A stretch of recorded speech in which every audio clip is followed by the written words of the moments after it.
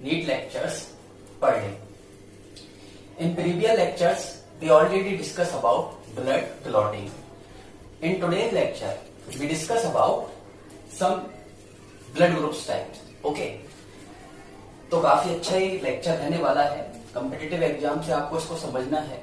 ये body fluid and circulation जो आपका 11+1 का जो चैप्टर है वहां से हम इसको कंडक्ट कर रहे हैं एंड हम इसको connective tissue, special connective tissue part blood में इसको कंटिन्यू कर रहे हैं. ठीक है, तो स्टूडेंट्स काफी अच्छा एक टॉपिक आप इसको मान सकते हो और आपको काफी कंसंट्रेट होके पूरे लेक्चर को बहुत अच्छे से समझना है जिससे आपके कंसेप्ट को आप बिल्ड कर पाओ. ओके स्टूडेंट्स, एंड अगर आप हैं नए इस चैनल पर तो चैनल को कर दीजिए सब्सक्राइब, शेयर और like, because it's your duty, it's not my duty. Okay, my duty is teaching, provide best and best material for you.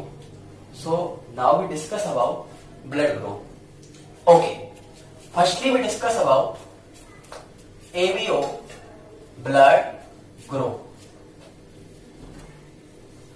What is ABO blood group? Remember students, कई बार NEET में यहाँ से question पिछले कुछ दौर में पूछे गए हैं. तो देखिए क्या होता है ABO ब्लड ग्रुप, आपको मैं समझाता हूं. इधर देखो, फर्स्टली एबीओ ब्लड ग्रुप को पढ़ने से पहले आपको कुछ बेसिक टर्मों को यहाँ पर जानना बहुत जरूरी है जो किसी भी प्रकार के आपके क्वेश्चंस को सॉल्व करने में आपको हेल्प करने वाली है. ठीक है, तो बेसिकली सबसे पहले हम जानते हैं what is antigen. What is antigen? Antigen को हम कहते हैं दोस्त प्रतिजन. और ये एंटीजन होते क्या है? तो देख, सबसे पहले क्या होता है, हमारी बॉडी में वेरियस टाइप्स ऑफ सेल्स है और अनेक प्रकार की कोशिकाओं को अगर हम ले लें तो उन सभी के अपने अपने एंटीजन्स बॉडी में होते हैं. सपोज कर तू लाइक करता है तुझे या तू लाइक करता है किसी और को, तो उसकी अगर बॉडी की तू बात करे तो उसकी बॉडी में उसी के एंटीजन पाए जाते हैं. सभी सेल्स जो उसकी बॉडी में प्रेजेंट हैं वहां एंटीजन प्रेजेंट होंगे. तो हम बात करें नर्वस सेल, हम बात करें मसल सेल्स, सभी पर बिल्कुल एंटीजन आपको देखने को मिलेंगे. बट सब स्पेसिफिक एंटीजन जो होते हैं वो केवल आरबीसी की सरफेस पर पाए जाते हैं. तो देखो होगा क्या, आरबीसी की सरफेस की मैं बात कर रहा हूं, सरफेस ऑफ आरबीसी. आरबीसी की सरफेस की मैं अगर बात करूं तो मेरे पास यहां पर अपने को देखने को मिलेंगे एंटीजन्स. ओके, और ये एंटीजन्स में भी पॉसिबल ए, बी और ए बी. ये एंटीजन मुझे आरबीसी की सतह पर देखने को मिलेंगे. ठीक है फ्रेंड्स, अगर मैं बात करूं कि एंटीबॉडी क्या होती है, व्हाट इज एंटीबॉडी? एंटीबॉडी को हम कहते हैं प्रतिरक्षी. तो देखिए होगा क्या, अपने पास वेल डेवलप्ड होता है इम्यूनो सिस्टम जिसे हम नाम देते हैं प्रतिरक्षा तंत्र. ठीक है, और इस इम्यूनो सिस्टम की एक खासियत होती है कि इसके पास एक कैपेसिटी होती है जिसे हम नाम देते हैं सेल्फ रिकॉग्निशन.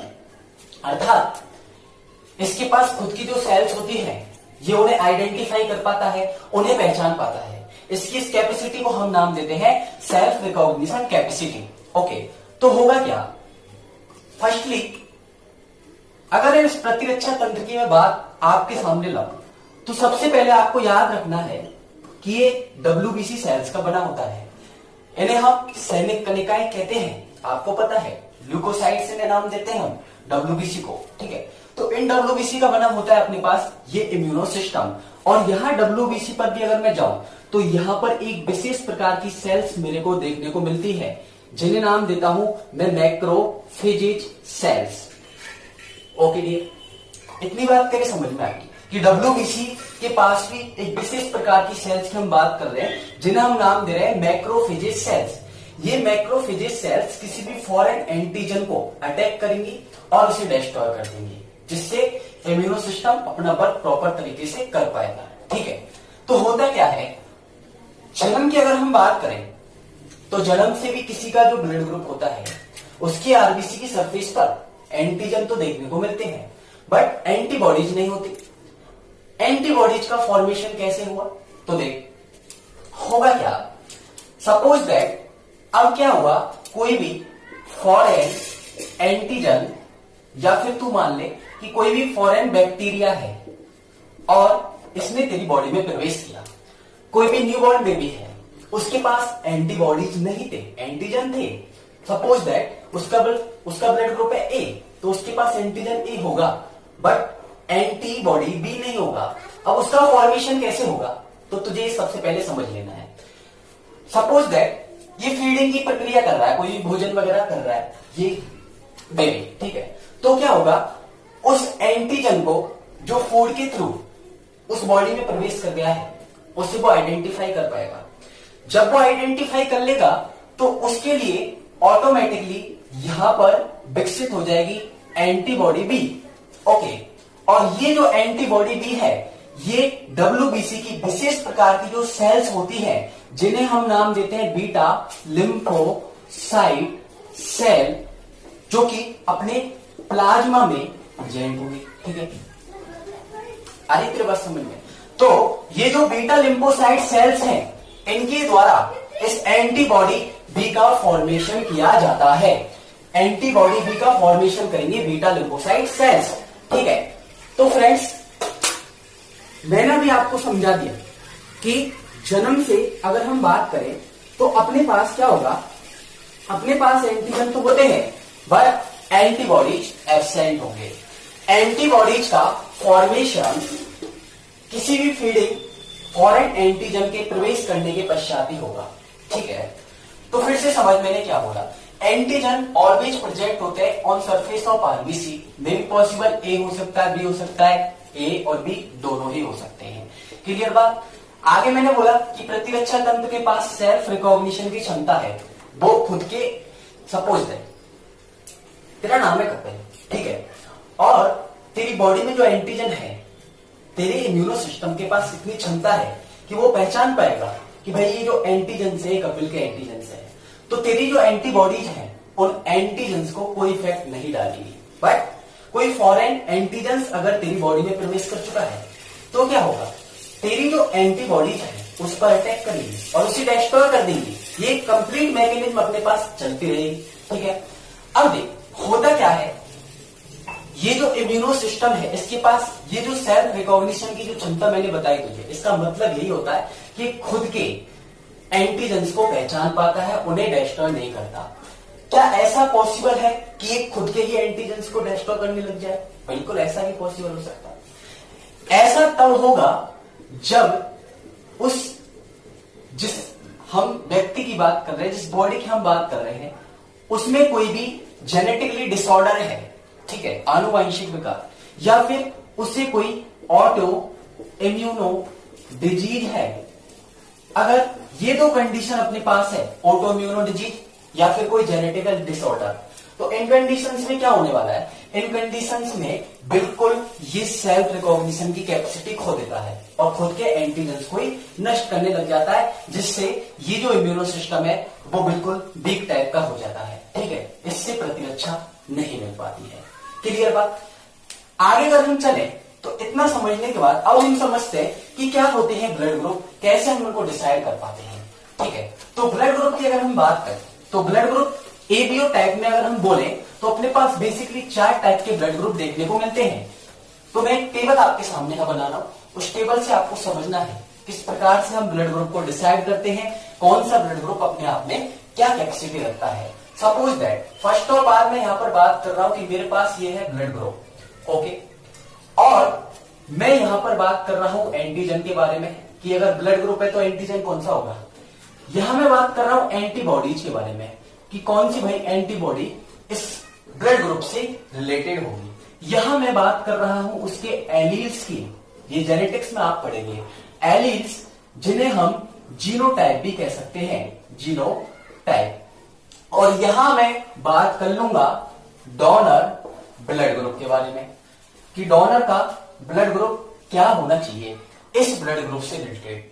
तो समझिए, सपोज दैट अपने पास ये 4 टाइप के ब्लड ग्रुप होते हैं, blood group A, blood group B, blood group A B and blood group ओ।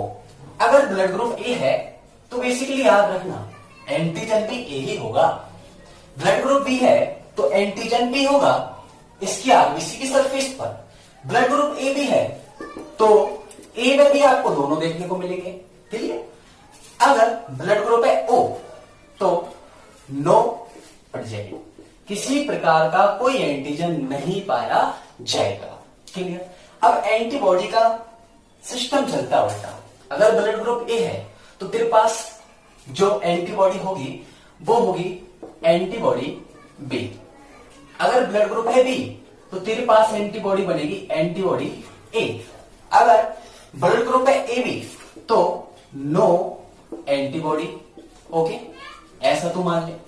अगली बात मैं करूं ओ है तो तेरे पास एंटी ए भी होने वाली है और इसके साथ साथ तेरे पास होने वाली है एंटी बी। क्लियर? एलील्स और जीनोटाइप की अब मैं बात करता हूं कि इनके क्या पॉसिबल जीनोटाइप्स केस अपने पास हो सकते हैं। तो अगर मैं बात करूं ब्लड ग्रुप ए के बारे में तो इसके दो जीनोटाइप पॉसिबल हैं, या तो हुए आई ए या फिर ये हो आई ए स्मॉल आई। ठीक है, पहला केस। सेकंड केस की मैं बात करूं बी के बारे में तो ये कुछ इस टाइप का होगा, आई बी या फिर होगा I B small I. Condition clear?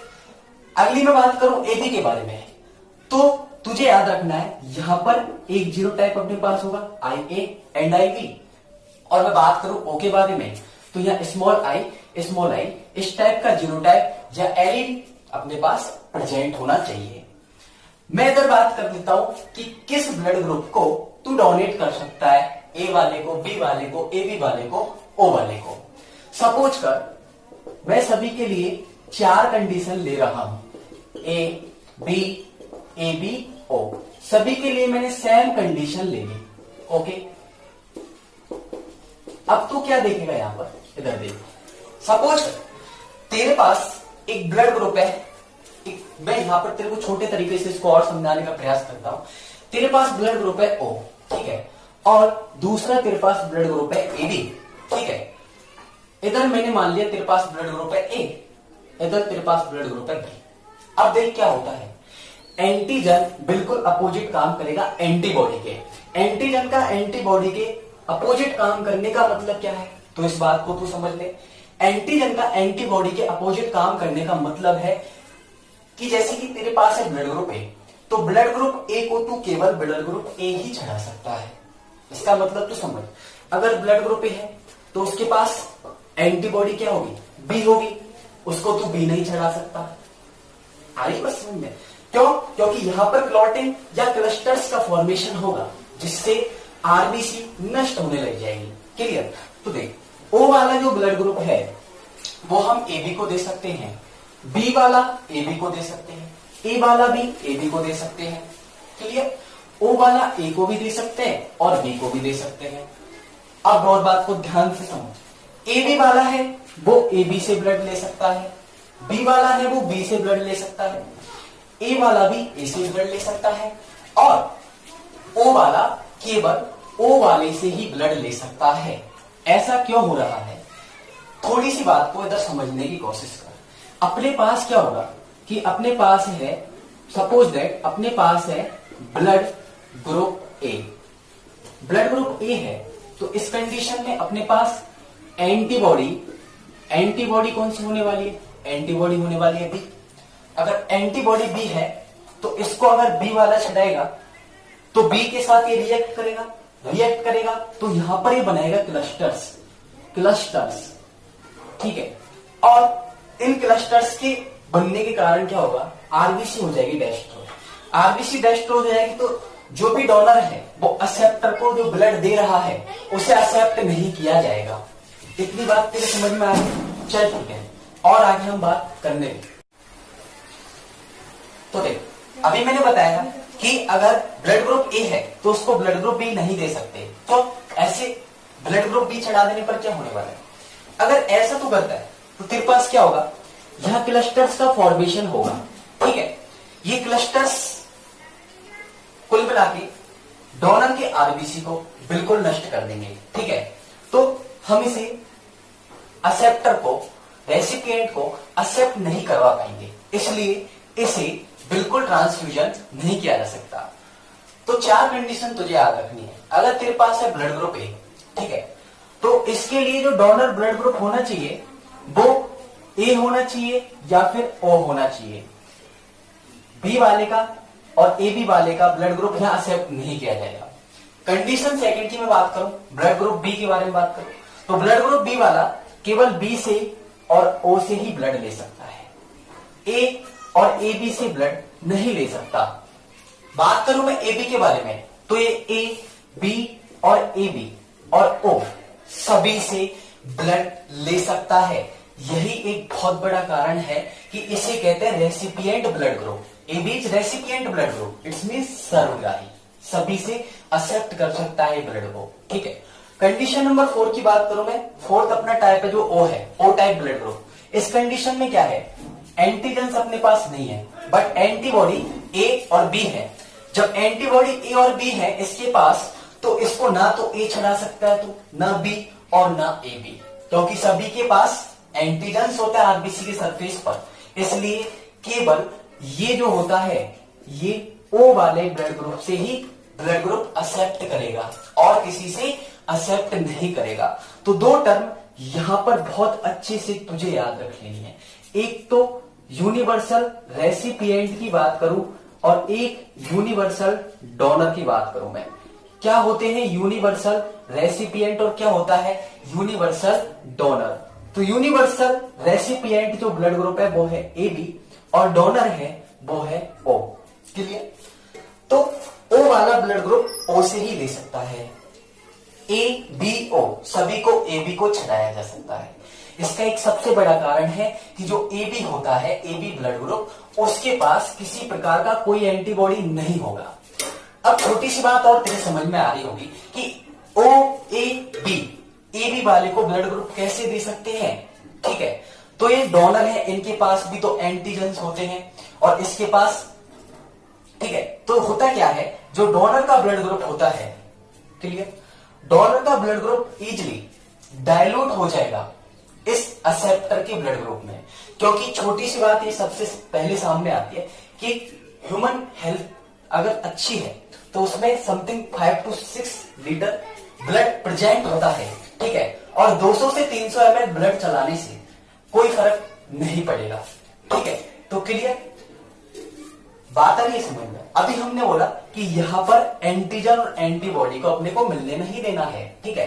तो रेसिपिएंट का जो ब्लड है, रेसिपिएंट का जो ब्लड है उसमें डोनर का ब्लड डाइल्यूट कर जाता है, इसलिए उसका कोई प्रभाव रेसिपिएंट के ब्लड पर नहीं पड़ता है।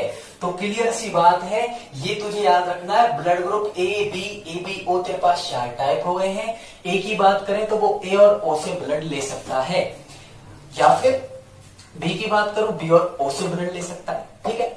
ए बी वाले की बात करूं तो वो सबसे ही ब्लड ले सकता है, इसीलिए हमने बोला उसका यूनिवर्सल रेसिपिएंट, ठीक है। बात करूं मैं ओ के बारे में तो ये केवल ओ से लेगा और सबको ब्लड देगा। देख ओ वाला सबको ब्लड दे रहा है, ए बी वाले को भी, ए वाले को भी, बी वाले को भी, अतः ये हो जाएगा यूनिवर्सल डोनर ब्लड ग्रुप। तो क्लियर। तो देख और भी कुछ याद रख सकते हम। अपने पास क्या होगा, अगर मैं छोटी सी बात और करूं तो एक कंडीशन अपने पास आ जाती है यहां पे कि भाई ये जो एंटीबॉडी है और एंटीजन्स हैं इनमें बहुत डिफरेंस, अंतर क्या होता है बेसिकली। तो सबसे बड़ा अंतर, एक तो जो प्रीवियस ईयर्स नीट क्वेश्चंस भी है, आपके क्वेश्चन एग्जाम में पूछा भी गया, सबसे बेसिक अंतर है कि एंटीजन जो होंगे, एंटीजन ये या तो कार्बोहाइड्रेट या फिर बने होते हैं प्रोटीन के, ठीक है। कार्बोहाइड्रेट या प्रोटीन के बने होते हैं एंटीजन्स। हो सकता है कार्बोहाइड्रेट के भी बने हो सकते हैं, हो सकता है प्रोटीन के भी बने हो सकते हैं।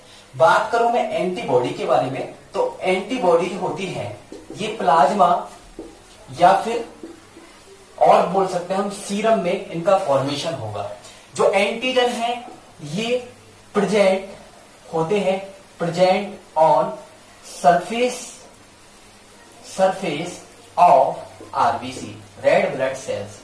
सभी सेल्स में बेसिकली एंटीजन्स होते हैं बट जो स्पेसिफिक टाइप के होते हैं वो आरबीसी के ऊपर ही पाए जाते हैं। आगे इसी प्रकार से मैं बताऊंगा कि अगर ए है और बी है, एंटीजन ए, एंटीजन बी अगर मैं बात कर रहा हूं, मेरे पास ये आ गए एंटीजन ए, एंटीजन बी। अगर एंटीजन ए है तो इसके ब्लड ग्रुप में अपने पास एंटीबॉडी होने वाली है बी, और ब्लड ग्रुप अगर बी है तो एंटीजन यहां ए होगा, लेकिन यहां एंटीबॉडी क्या देखने को मिलेगी अपने को, ए। ठीक है, तो अपोजिट सिस्टम चलता है यहां पर। ठीक है, तो दोस्त तू इतना सा याद रख कि अपने पास एंटीजन अगर ए है, एंटीजन ए तो ब्लड ग्रुप ए है, एंटीबॉडी बी है, एंटीजन बी है, ब्लड ग्रुप बी है, एंटीबॉडी ए है। ठीक है, इतने से कंसेप्ट को याद रखिए तो बता सकता है इसका ब्लड ग्रुप क्या है। ठीक है, ये जो एंटीबॉडी और एंटीबॉडी बी और एंटीबॉडी ए होते हैं, ये IgM टाइप के होते हैं, IgM टाइप के, और ये होते हैं पेंटामर, पेंटामर। अगली कंडीशन की मैं बात करूं, सपोज कर कि अपने पास ब्लड ग्रुप है RH टाइप का, और RH टाइप का तब होगा जब RH पाया जाएगा RBC की सरफेस पर, RBC की सरफेस पर देखने को मिलेगा RH एंटीजन, तो ब्लड ग्रुप होने वाला है RH। ब्लड ग्रुप जो RH होता है, ये जो प्रतिरक्षी बनाती है वो होती है IgG, और ये जो IgG होती है, बहुत इंपॉर्टेंट बात है जिसे तू याद रखेगा, इनका स्मॉल होता है size, small in size. Small size के कारण क्या करेंगे, ये जो भ्रूण प्लेसेंटा है, प्लेसेंटा को पार कर जाती है, पार कर जाती है। ठीक है, और जैसे IgM पेंटामर होता है, ऐसे IgG टाइप होता है अपने पास मोनोमर। ठीक है friends, so I hope you got it. It's your concept of ABO type blood group. In next lecture we discuss about RH type blood group. ठीक है friends, please subscribe and like and share the video. Thank you.